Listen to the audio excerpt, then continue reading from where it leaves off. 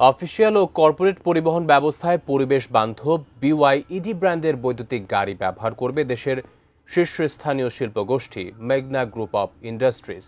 এই গাড়িগুলো সরবরাহ করছে বাংলাদেশের গাড়ি বিক্রেতা প্রতিষ্ঠান নূর অটোস।